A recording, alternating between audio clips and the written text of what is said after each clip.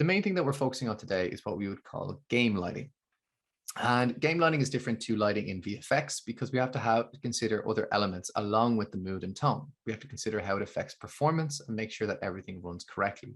So that's usually the main difference between game production pipelines and VFX pipelines, is that there's an additional step where we think about how things get affected. We won't really go into this into huge detail today, but just know that this is something that's always a consideration when it comes to game development pipelines. You can kind of see on the screen here, there's some really lovely assets and really lovely kind of little pieces of artwork that are all beautifully lit. And they all kind of have a different feel for each piece. And lighting can really make a big difference in the mood of an environment. So the same scenario or the same 3D model can have a completely different impact depending on how you adjust the lighting of a scene. So for example, you could have a dark, eerie night or a warm autumn day. And those are two very different situations. And I imagine many of you might know the games Resident Evil and how they're dark and creepy and very eerie, and lots of shadows, and kind of it really gives you this sense of like kind of unnerving environment. Whereas if you might think of maybe some like more warm and happy games, maybe something like a Nintendo Switch game, some of the Zelda series, it's all bright colors and something that makes you feel comfortable. Nice little example of this is if I just go over here to the side, I'm going to drag this on board. If I just pull this up here, this is a great little example of how lighting can have such a difference in how we perceive an environment. So this is the same environment in 3 different scenarios.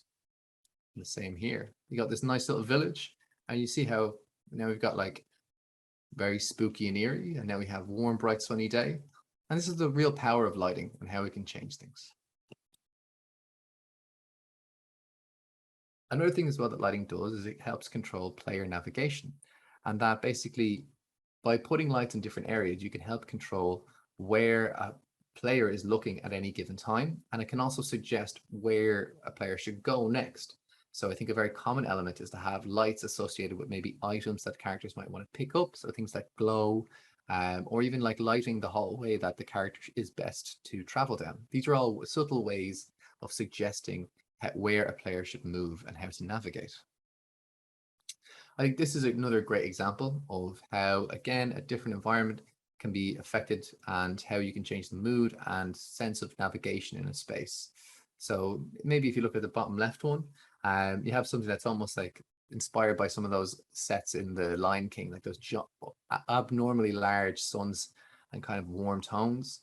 But if you look to say the bottom right, you notice the difference in terms of where your attention is drawn. So in the bottom left one, you got this big sun that's staring you in the face, casting big shadows. And on the right, you've got this kind of luminous doorway where now at nighttime, the main doorway is kind of up and glowing. And this kind of helps give a suggestion of where the player might be interested and where the player might want to go in an environment. So a big thing about lighting is looking at reference and kind of understanding the different elements of lighting and how colors and strength can basically make that up. So if you see this nice little scene here, I believe it's from Ghost of Tsushima, an amazing game with beautiful lighting. And one thing you guys see in the scene is that we have a few different types of light. We have kind of the blue warm moonlight from the moon up in the sky. And then we have these kind of strong orange-red flames that are contrasting that in the little area. And they also help to illuminate the different environment. We also have some fog there as well, which helps to kind of give some shape to your environment and really tell a story. And these are kind of really key elements of understanding lighting. So a big thing to think about as well is the type of colors that you want to introduce to your scene and how you might want to change that with light. So to try and achieve this goal, we're going to be looking at a few different lights in Unreal Engine, and we're going to be exploring all their different functions. This is a little sample of the types of lights that we'll be looking at, and we divide them into 2 categories: global lights and local lights. And these are little tools in Unreal Engine that are going to help us to achieve all the different artistic effects that we've been seeing so far. So just a good thing to remember is the idea of a global light and a local light. So I think at this point, it'd be good to open up Unreal and start to play around with some stuff. Let's just jump in here. Lovely. So here we have in Unreal Engine a little scene. And this is just a little diorama that we're going to use to try and play around with some lights. For some of you who may not have used Unreal Engine before, I can just let you know a little bit about the navigation. So up here, you have the Place Actors tab. This is a little section where you can pull in different tools that Unreal Engine has built in and just place them into the scene. We're going to be using this to grab a lot of the lights that we're going to be using in this scene. In the middle here, the main focus of the whole thing is your 3D viewport. And this is your actual environment, and you can navigate around your scene using this.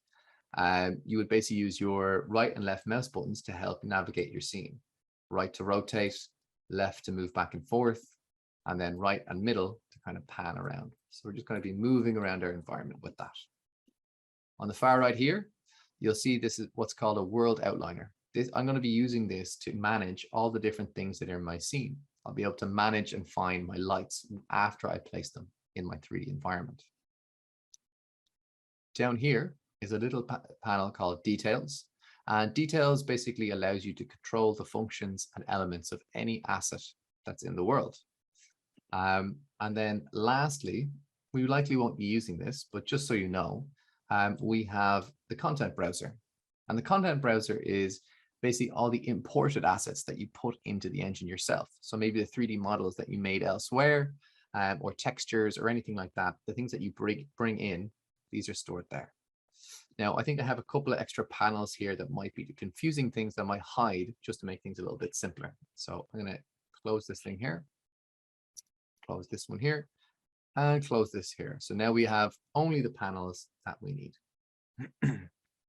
So just to clarify, we have roughly 5 areas. We have the Actors tab, where we have our lights, the Viewport tab for our scene, the World Outliner to control the elements in our scene and find them, the Details section to control each part of those little elements, and finally the Content Browser, where we would import our own assets that we create, but we won't be using that really in this scene. Cool. So the first thing I want to show you is in this scene, I'm going to try and find the lights that I've already placed in my scene. And I think if you remember in my previous slide, I had a little bit of a clarification on the categories of lights that we have in the scene. And there's 2 main categories. There are global lights and there are local lights. So the first thing I want to talk about are global lights. So you'll see here, I have a little folder called light. I got a few little elements in here. And the 2 things we want to talk about first is this directional light and this skylight. So if I select this object here, you'll see that I have a little icon down here, which represents what's called a directional light. And the directional light mimics the sunlight. And it's basically trying to be the sun in your world. So if I look up here, I can see that the sun is up in the sky. And it's kind of infinitely far away. And it affects everything in your world. So that's what a global light means. It affects everything. Now, if I rotate this, you'll see I'm able to change the scene. Just navigate and twist around. And this basically means I can kind of control, basically mimic the sunlight, how it might come in, and even kind of changes a little bit of color as we go lower. Or you can even go for a nice harsh midday sun. But yeah, I don't really like that. Let's go for a lower one. Let's try and rotate that down. And if you want to find the rotate tool, it'd be the W, E, and R on your keyboard can control the move, rotate, and scale. So if you press E, and after you select it, you can rotate this. So I'm going to rotate this down. Maybe find a nice little angle where it's maybe a sunset and it's casting a shadow in here. That's kind of okay. Yes, maybe try and find something a little bit nicer. So that's the directional light.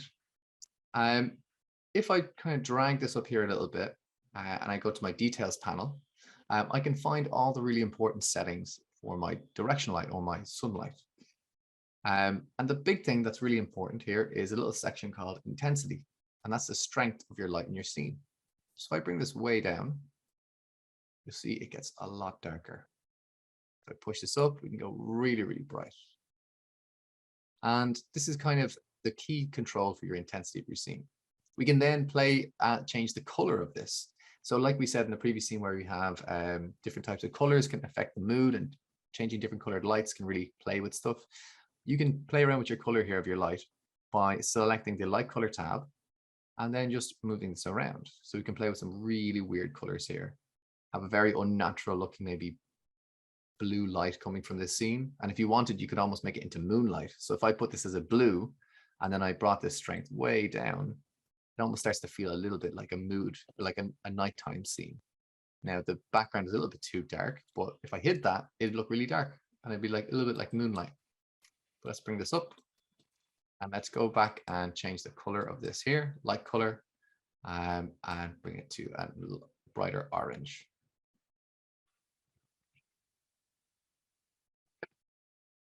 So the other thing that's here is a skylight.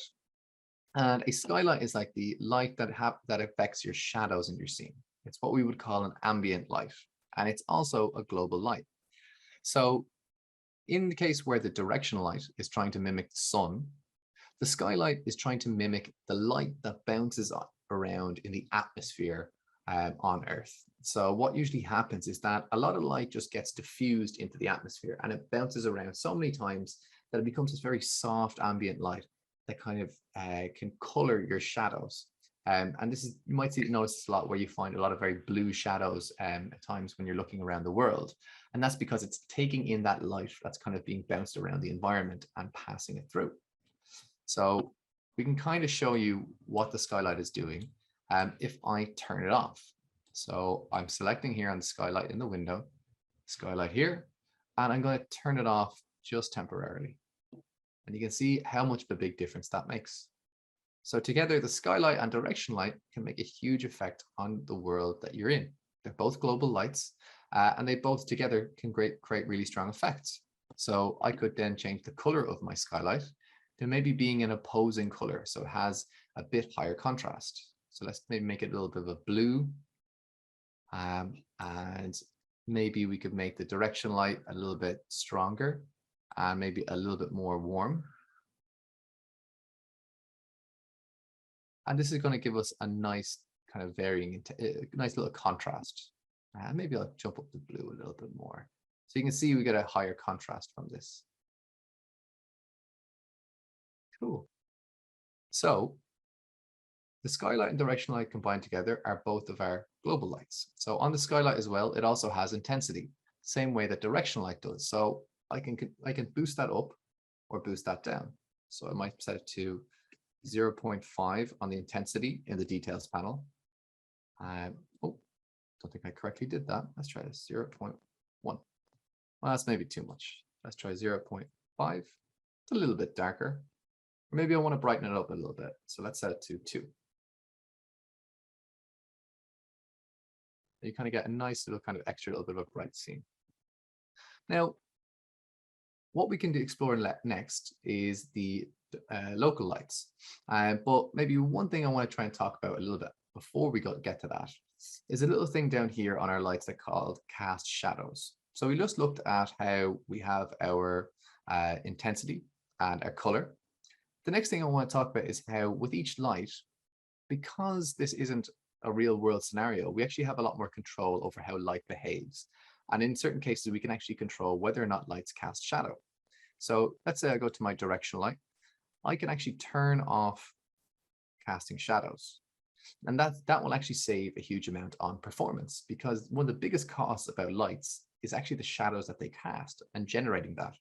And that's actually one of the things what we got back to earlier when we were talking about performance and how performance plays a big part in game lighting. So sometimes you might be wise to turn off shadows on a light so that you can save on performance. And it can look very odd and unnatural, but in certain cases it might be necessary and might work well. Okay, so that's our 2 global lights, the skylight and directional light. They both mimic the sunlight, and they basically have they mimic the ambient light in the atmosphere. Just to go over to the slides.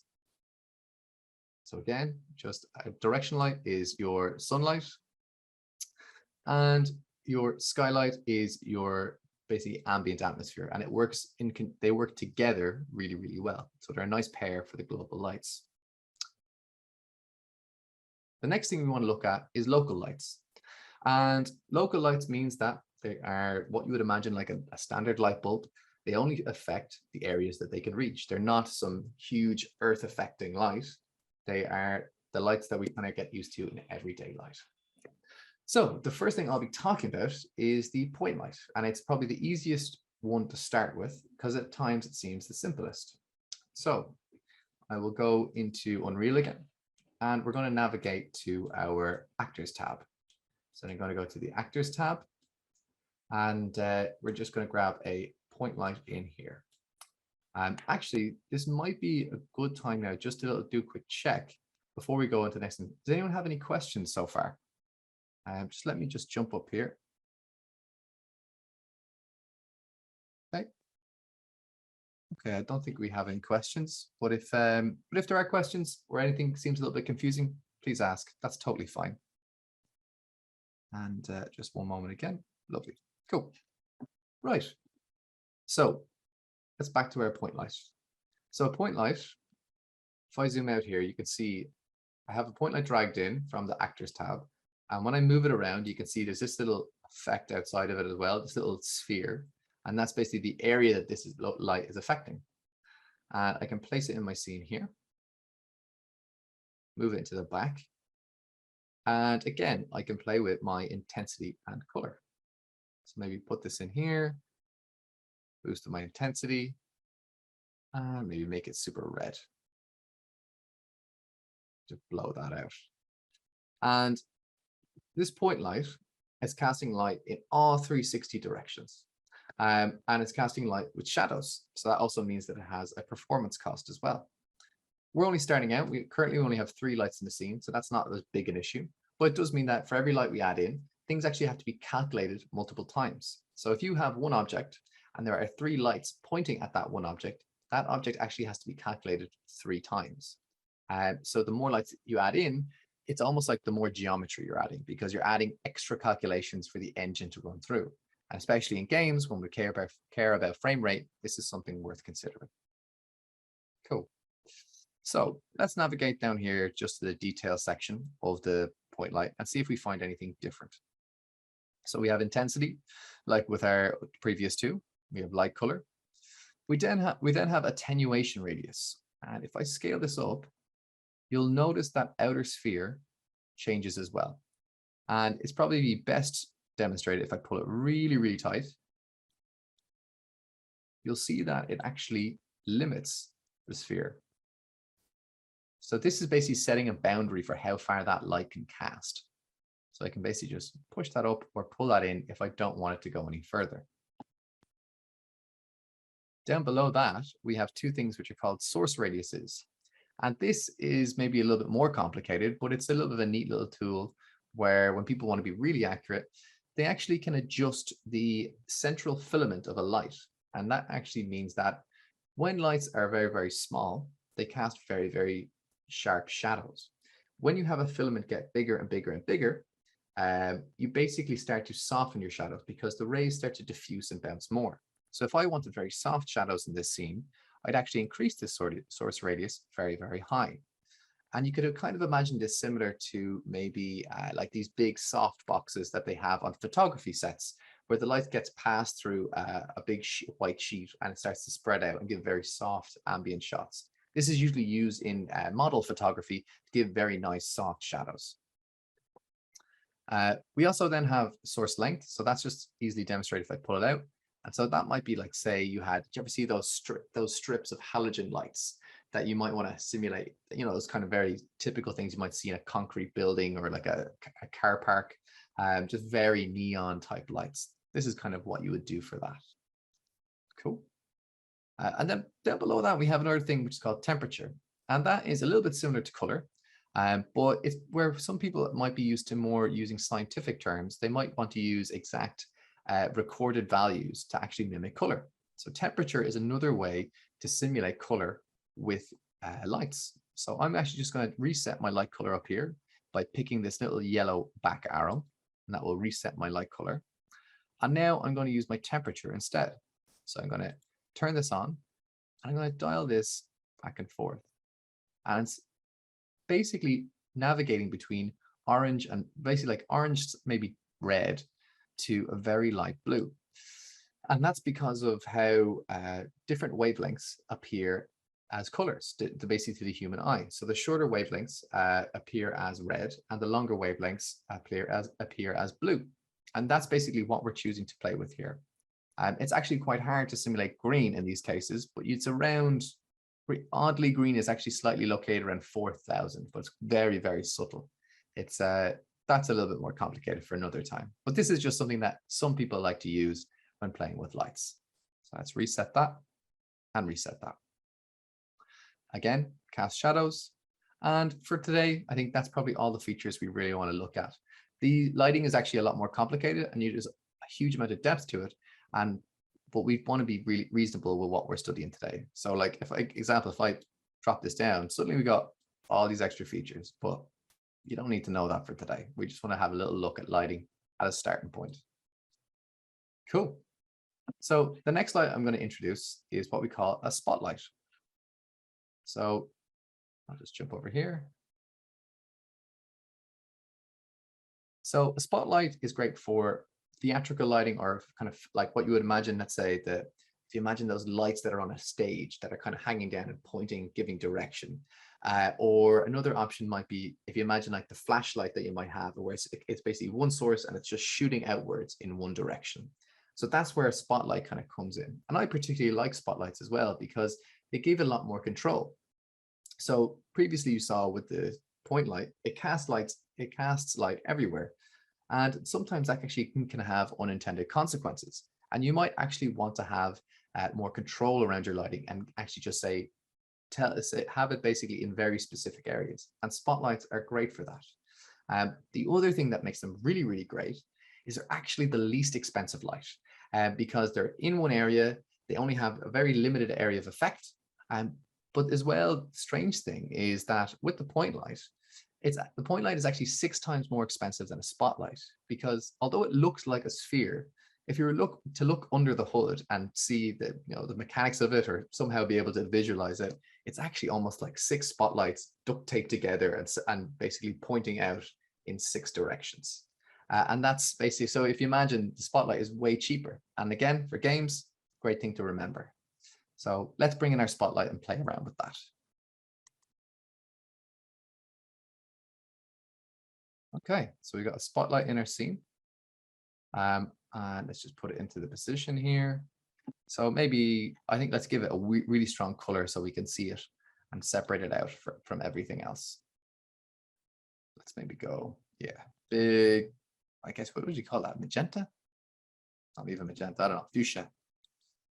Let's pump it up, big numbers, maybe thousands, just go crazy. Okay, so now we can kind of see our spotlight and how it behaves. So let's just drag this across. So what's lovely about a spotlight is you can just basically put it wherever you want, and it only affects that area.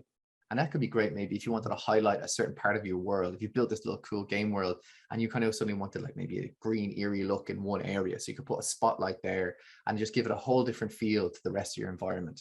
And that could really just basically really make it stand out. Or you could even just make another one where you want to just make very dramatic lighting. So you maybe put it at a very hard angle and you want to cast like super long shadows across it and just make something seem really dramatic. So you can kind of see that there, like how it just seems a little bit more extreme. But let's get into the details of the spotlight. The main things that are going to be real interest to you are the inner cone angle and outer cone angle. Basically, how wide is the spread of your light? So if I extend the inner cone angle, what's really important and how best to demonstrate this is the edges of your light. So when this inner angle is the same as the outer cone angle, you basically have this very sharp edge. And it looks unrealistic, it looks kind of ugly, and it's very extreme. If I bring this down, you notice we get this really nice soft blur, and it feels very believable, and it feels like what we might experience in the physical world. If I adjust the outer cone angle and leave the previous one the same, we actually control the overall spread. So I can actually bring that wider and wider, or bring it smaller and smaller, and really just squeeze it in. And at this point, it looks like a little laser beam. Cool. After that, a lot of the settings are actually very similar. You have your source radius, your source length, all basically the same. And you kind of have the same controls you want there. So a lot of the rules actually apply across the lights. Let me just reopen that and just leave that there. Cool. So just a little recap there. Spotlight is great for things like theatrical lights where you have direction and control. Flash, it's almost like you could use it for like a flashlight if you had like a horror game, just pointing around your scene. It gives you a great amount of control, probably, in my opinion, some of the best control out of any light. It is also the least expensive light out of all the lights. The last light I'm going to show you is what's called a rect light. And this light is probably one of the most recent lights that have been added into Unreal Engine. And the rect light is kind of a little bit hard to describe at first. But the best way to imagine this one is like one of those photographic softboxes that you see on photography sets, like one of the big squares. It's basically trying to give you these really soft edges and really soft fall off. And it was kind of a really nice improvement that Unreal brought in to help get lighting that was probably a little bit more realistic and a little bit more nuanced. But some of you may not notice the difference immediately, but that's fine.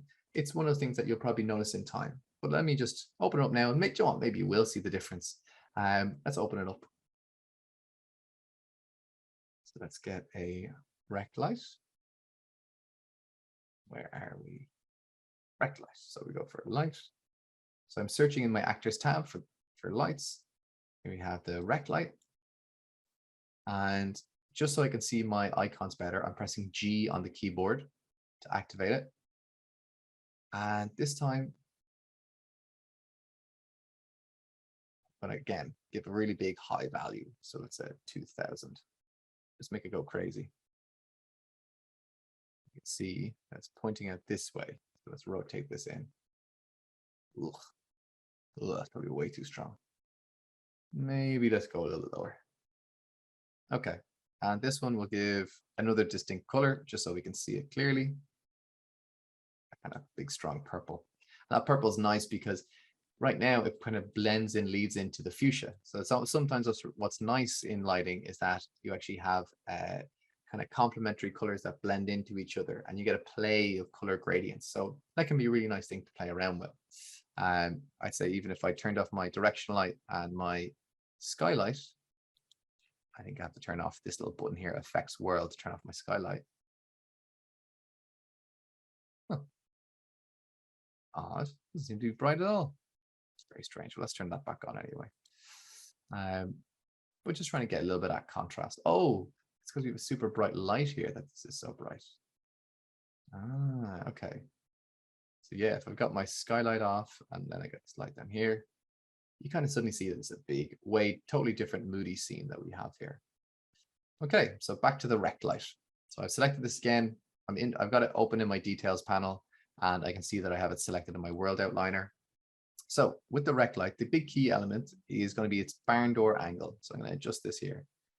And you can see on the edges here that this barn door starts to rotate. And we get this kind of very cool, soft effect. And it's actually around the shadows. This kind of fall off is very unique to a rect light. The other thing I can do is actually increase the size of this light. A little bit like how we saw source radius before with the other lights. So I'm going to stretch this out. And stretch this up. Now you have this big light that's illuminating our whole scene. And it can give some very nice, lovely fall off to our scene. Now, unfortunately, we've actually noticed that if you see this big sphere around it, our attenuation radius is actually too small now, and we need to increase it to affect more scenes. And now we've got this kind of weird, creepy little scene going on here. Cool. So there you have with the rect light, you can actually play around with those elements. The other thing as well you can do is you can actually add textures in here and basically control how that rect light kind of affects things, like giving it a shape or interesting patterns or even a gradient. So you can also play with how that is shaped in the scene as well. So just to sum up again, the rectangular light or rect light mimics a softbox light that you might see on a photo set. It's one of the most recent additions to Unreal Engine for its lights. It's got very soft edge shadows, and it also has a feature where you can add texture to the light and add a kind of extra bit of shape and detail. You can do some of these functions in other lights, but you would probably do it, you have to do it in slightly different steps that we wouldn't be able to cover in this section.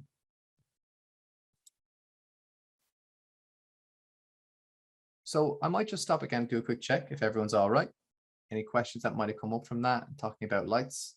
The things that we covered were basically the various lighting tools that are available to us in Unreal Engine, the global lights and the local lights. We also covered, kind of the effects of how lighting can change the mood of your scene and also control how things look overall in how your 3D models can change their overall impact depending on what lighting is placed over it. And then the last thing as well we've been talking about is how lighting affects performance and how we have to consider that in game lighting. So things how shadows are actually some of the most expensive parts of lights, and that shadow casting can be turned off because these aren't physical lights and we have a lot more control than we would in reality. Sorry, one moment, I got a little itchy eye here. Sorry, there. And then the last thing as well is how adding a light to a scene also affects the performance of an object and the cost of an object. So if you have 3 lights all pointing at an object, that object has to be calculated 3 times. And that means it's more expensive for the engine. And if you were working on big productions, these would be the things that you would have to think about if you're working in a AAA games company. So the next thing I'd like to talk to you about is a very key aspect of game lighting called static lighting. So static lighting is a term for a special type of lighting. And the best way I could explain it is maybe not with this terminology here. Maybe the best way to explain it if I go to my next slide, using a thing called light maps. So static lighting is where if we had all those lights in our scene, they're all casting out rays and everything is being calculated every frame. And every single millisecond, the engine is looking around at all the lights and trying to think, right, how is everything moving? How is all these different objects behaving? Because anything could move at any given moment. And it's what we would call a dynamic situation. This can be quite expensive. And so sometimes the alternative is actually to try and calculate all of this stuff and actually convert the shadows and highlights all to a texture that you then overlay onto your object. So if you see here on this left-hand side, we have an orange key, like kind of central light or key light, and this kind of blue fill light or kind of ambient light. And what's happened here is in the second image, this has all been calculated and converted into a texture. This is then combined with the texture of the object, so overlaid on top of it. And then you get basically the effect of your lighting on your object without ever having to calculate the lights again. It's called static lighting, and it's used for static objects. In other words, objects that don't move. This can be a huge, huge advantage to your performance costs, because it means that you're no longer having to do the calculations for all those lights being cast around in the scene. So in this scene here, we have 1, 2, 3, 4, 5 lights, and all of these make a cost for the objects. At this point, maybe even 5 times the amount of cost that's happening here. But we do our calculations, we'll get all the same effects, but we don't have any cost anymore. Suddenly, it's way cheaper for everything here. The important thing to understand is the difference between the two things that we're talking about here. So they're actually kind of what we would call mainly there are 2 modes. Static lighting, which is for static objects, and dynamic lighting, which is typically or considered for moving objects. And they both have their pros and cons. So static lighting is great in a situation where you have a smaller environments, kind of indoor maybe or outdoor, but smaller environments where you know that the lighting is costing you a little bit of time and cost. So maybe you can convert everything to textures and then save yourself a big bunch of performance. A great example might be Resident Evil 6, something creepy, interior, and manageable. The other version is dynamic lighting, which is all calculated every second in the world. It's expensive. It has to be calculated every single millisecond. But if you had a big giant open world like Ghost of Tsushima or World of Warcraft, these are so big that you couldn't generate a texture for everything in the world. It would be so huge, it would take forever to download. And so in those cases, dynamic lighting is actually a better option. And so it's kind of a pro and con for each. So that is the kind of key difference. How that links into Unreal is via the details panel. So in here in our scene, if I select direction light or the skylight, you'll see a little node at the top of the details panel. So let me just scale that right up there. And it's just here. It's called mobility. And you'll see right now we've got it set to movable, which, as we know here, is linked to dynamic. So when you see movable in Unreal Engine, think dynamic. So right now, this is set to movable, which means it's being calculated every frame. I'm going to switch this to static, and I'm going to switch both of these to static again. So it's in the transform tab here. That was just hidden on me. So I'm going to open up transform and maybe put this to static. Or maybe I'll hide these. Actually, they might be not unnecessary for now. I'm just going to delete these and skylight too.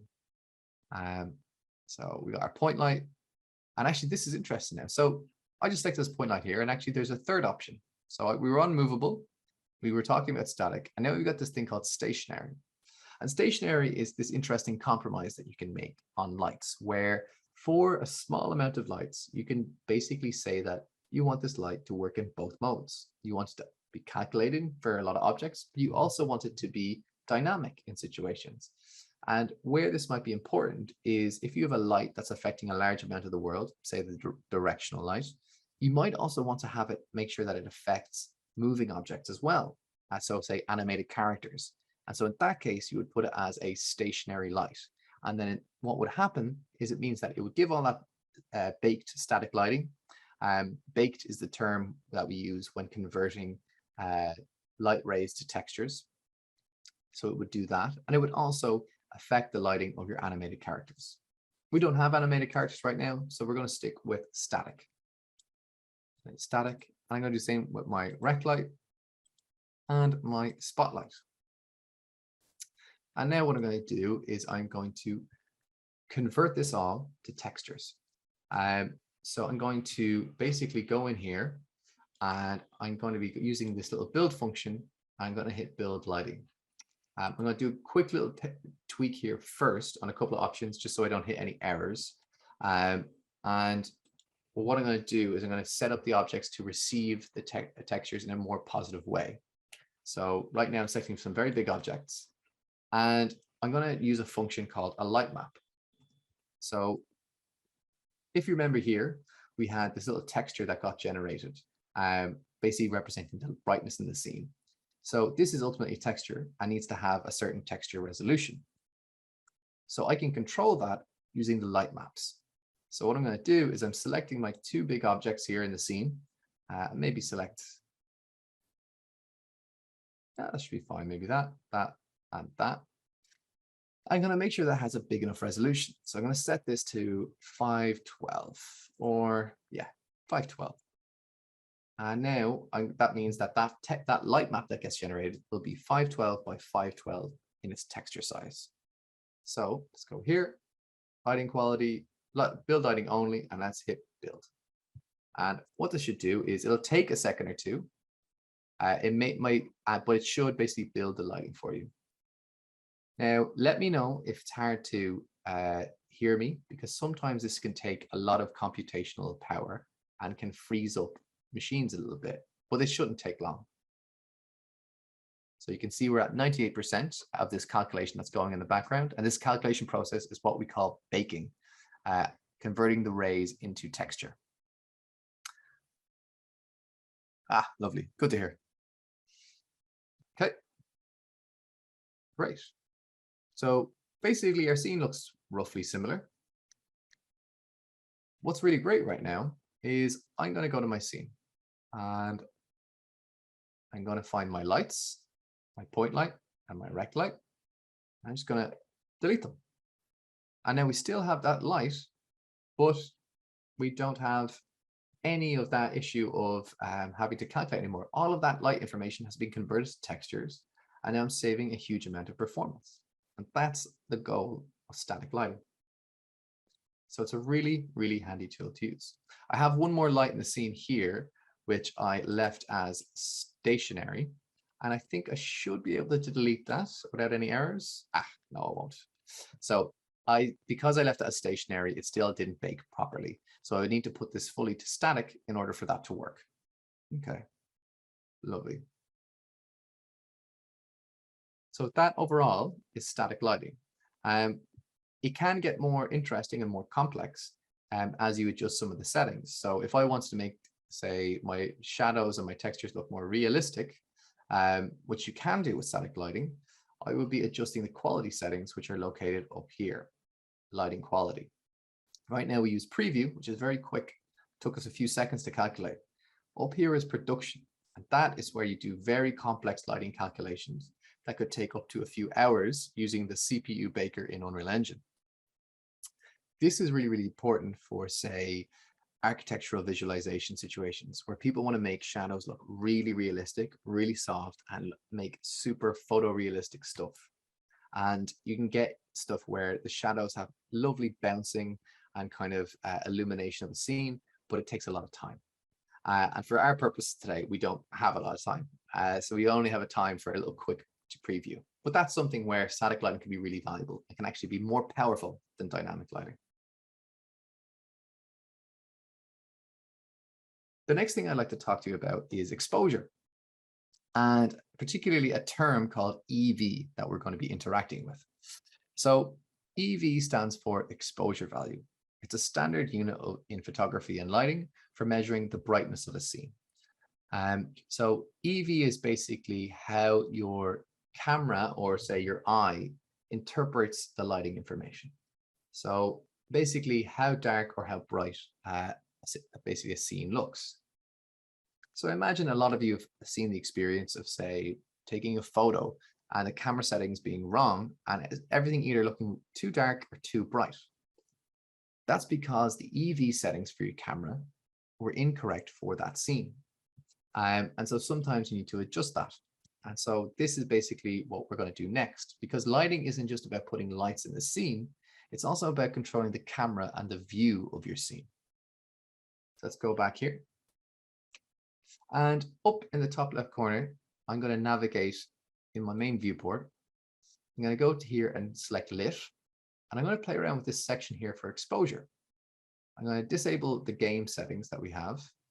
And then I'm going to be able to play around with what we have, this little setting here, the EV setting. I know it says EV 100, but actually that's not relevant to what we're doing. It's basically an EV unit. The EV 100 part is maybe an extra bit of detail that you won't really need to know now. So you can see here, I can actually play around with this and I can adjust the seeming brightness of my scene. So right now we're not actually adjusting the light intensity in any way.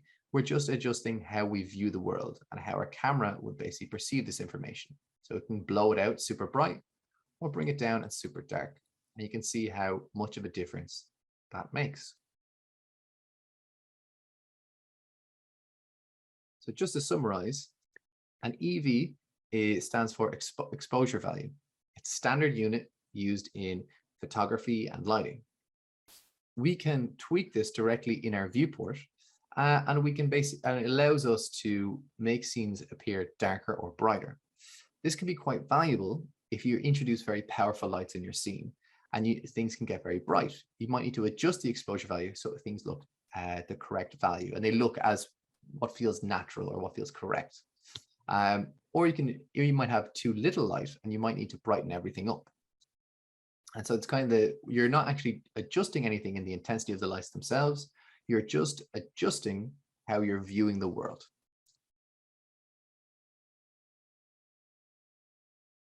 Okay, so The last thing I'd like to talk to you about is lighting principles and kind of how we would approach lighting in general. So often light isn't just about how things behave in the physical world.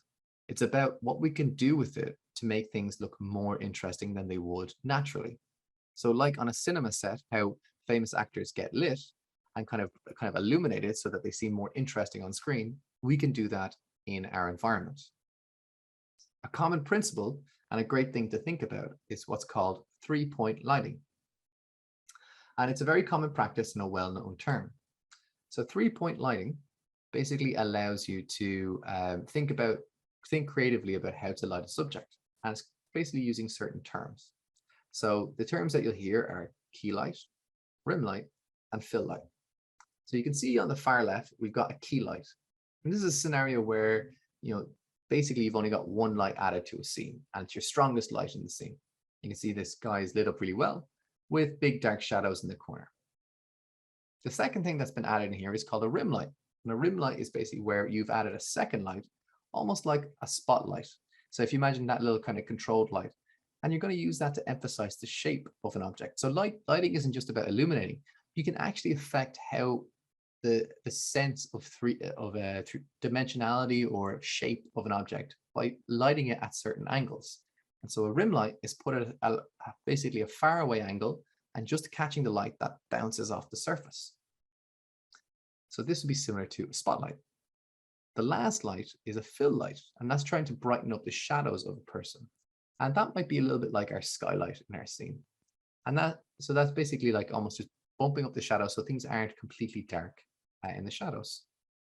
So if you think about it in some ways, the three-point lighting could apply to some of the things that we've already been doing. A key light could be basically the first light. It's like our sun or our direction light. It's the first light we can put in our scene and is usually the strongest. The fill light is the kind of skylight. So you're basically lifting up the shadows and making sure that the shadows aren't too dark. And the rim light, like our spotlight, can be used for shaping how we see the scene and basically making sure that things seem more interesting or have a bigger sense of depth. And that's what a rim light can do as well. So that's like our spotlight in our scene. You could use a point light or a rect light as your spotlight, as your kind of rim light. But I mean, a point light might be a bit too messy.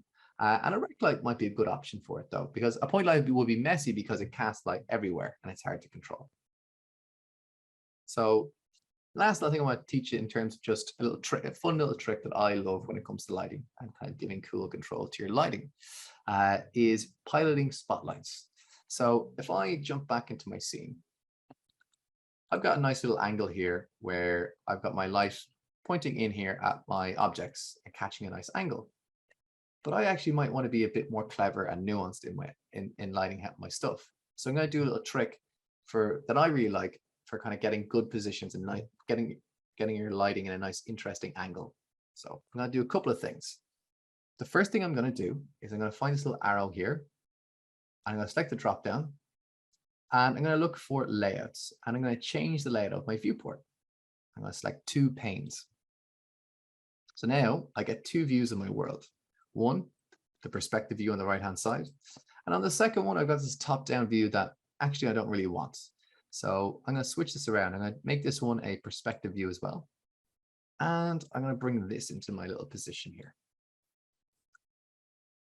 So what I'm going to do here is I'm going to use this little view here in a clever way. So you noticed how I've been navigating and moving around the world so far without a problem. What I'm going to do is I'm going to pilot a light that I add to my world. So I'm going to add a little spotlight in here. You can see it on the ground here. Let's make it luminous, kind of blue. Big intensity.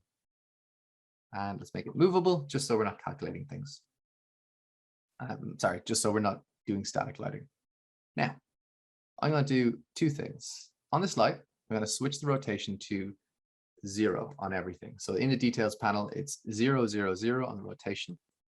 And then what I'm going to do is in my viewport, I'm going to right click and I'm going to go to Pilot Spotlight. And that's going to do something quite cool. It's going to link my light's position to my viewport. And now you can see I can start to move this little light all around here and find a really cool little position where I might like to put my spotlight. And I can be really clever. I can pick exactly the little point I want. And when I'm happy with it, I can just basically go up here to the top left of my viewport and I'll select this little eject button. And now I've got my light exactly where I want. And so when it comes to basically lighting your scenes and getting that kind of photographic lighting setting, like in our 3-point lighting, this is a great little tool to basically play around with positioning and how you move around with your lights. And it's a great tool that I love to use.